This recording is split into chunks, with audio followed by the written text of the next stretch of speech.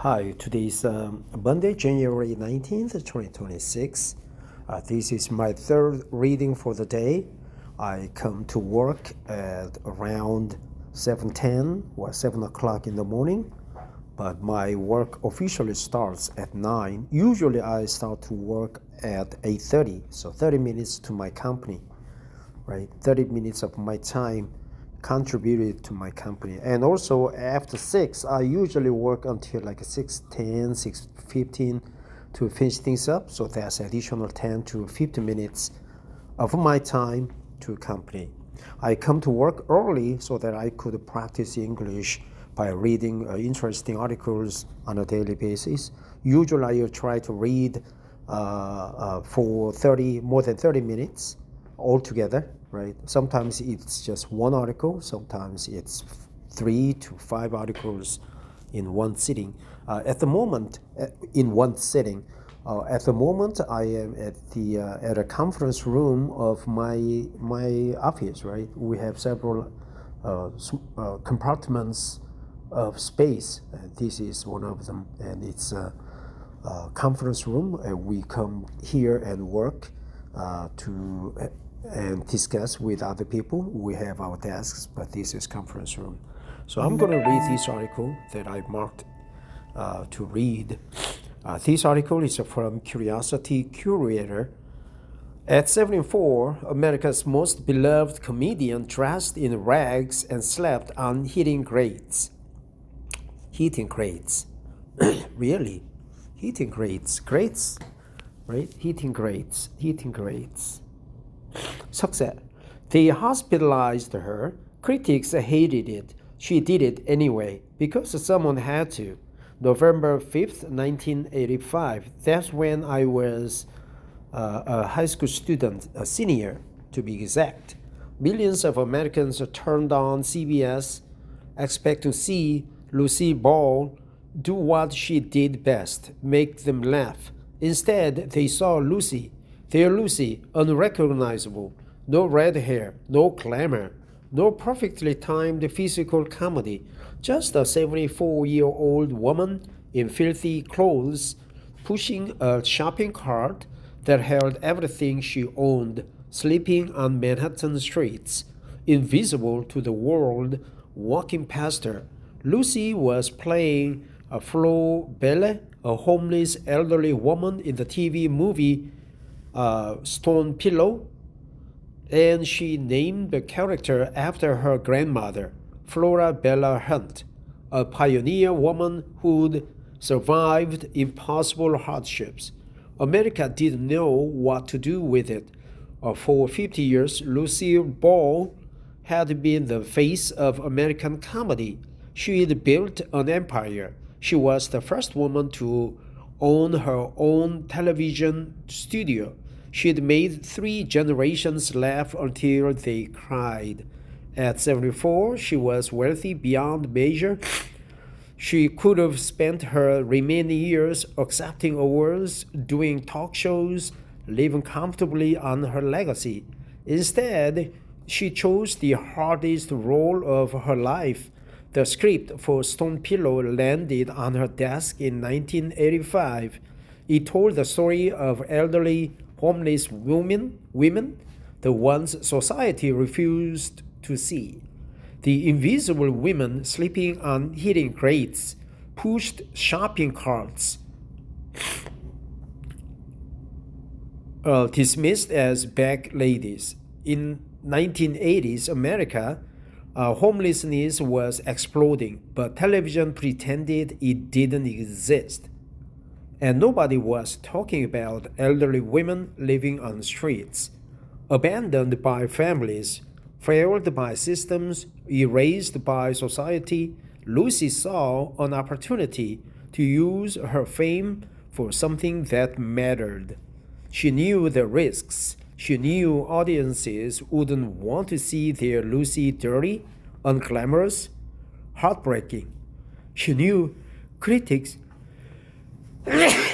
yeah, coughing. She knew critics might say, savager. She knew it could damage the image she'd spent decades, right? Spent decades building. She said, yes, anyway, production was brutal. They filmed on location in New York City during an unseasonable May heat wave. Lucy, at 74, with existing health issues, more multiple layers of heavy clothing, or multiple layers of heavy clothing, winter clothes in sweltering heat, because the story was set in winter. She walked the city streets for hours. She slept on actual heating grates. She pushed a shopping cart through Manhattan. She looked homeless because she was portraying homeless. The heat, physical demands, hospitalized her for 2 weeks with severe dehydration. Doctors discovered she was allergic to cigarettes after 56 years of chain smoking. What? She was allergic to cigarettes. I didn't know that people can be allergic to cigarettes after 56 years of chain smoking. But Lucille Ball, the same woman who'd broken her leg during I Love Lucy and kept working in a cast, pushed through. She was determined to honor the women this story represented. When Stone Pillow aired, the ratings were impressive. Over 23 million people turned in, partly from curiosity, partly from loyalty to a legend. But critics were divided. Some praised her courage, others were harsh. We don't want to see Lucy like this. Too depressing, uncomfortable. Many viewers felt the same way. They wanted Lucy, Ricardo making them laugh, not Flo Bella making them confront uncomfortable truths about elderly homelessness. Lucy expected it. That was the point. In interviews, she was clear. She didn't make Stone Pillow for universal praise. She made it to spark conversation, to make people see the elderly homeless woman on the street as a person with dignity, with a story worthy of compassion. Maybe next time you walk past someone sleeping on the street, she said, you will remember they are a person. They have a story. 4 years later, on April 26, 1989, that's when I was a soldier, right? By the time I was like April 26, maybe private first class with the U.S. Army. Lucille Ball died at 77 from a ruptured aortic aneurysm. 4 years later, on April 26, 1989, Lucille Ball died at 77 from a ruptured aortic aneurysm. I wonder what kind of aortic aneurysm is. Ruptured, right? Torn apart. She'd spent 6 decades entertaining America, from vaudeville to the golden age of television to becoming Hollywood's most powerful female executive. But in her final major acting role, she chose to be unglamorous, unglamorous, uncomfortable, real, not for laughs, not for awards, but because elderly homeless women were invisible and Lucy Ball had the fame to make people see them. That's what courage looks like at 74, risking everything they've built to shine light on people everyone else ignores. Stone Pillow isn't what people remember about Lucy. It's not her greatest work. It didn't win major awards. Most people have never heard of it, but it reveals something profound about who she was when the cameras weren't making her a comedy icon.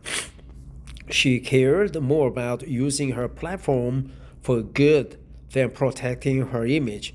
Lucille Ball, from 1911 to 1989, the comedian who made the world laugh, the pioneer who broke every barrier for women in television, the executive who built her own studio, the 74-year-old who played a homeless woman because nobody else with a platform would.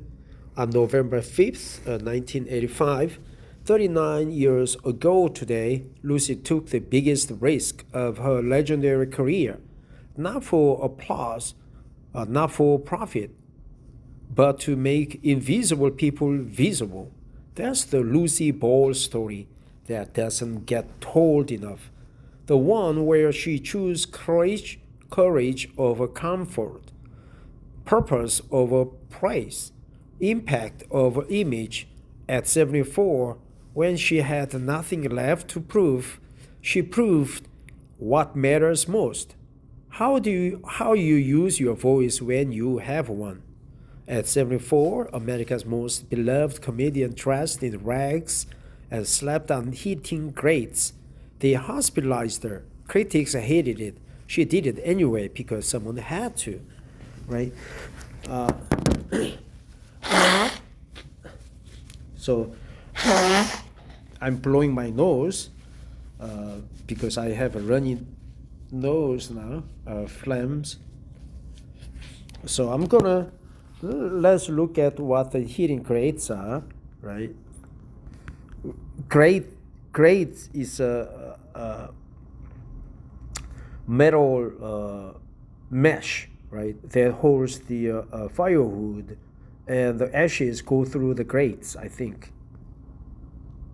Yeah, exactly, grates. Heating grates, also called registers, or the covers for vents in your home's HVAC system that control the flow of heated or cooled air into rooms, typically found on floors, walls, or ceilings.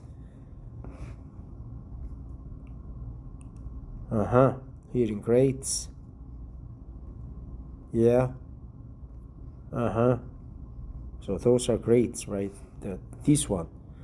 Keep firewood off the floor and add air circulation for a longer, more consistent fire with a pleasant hot firewood grate.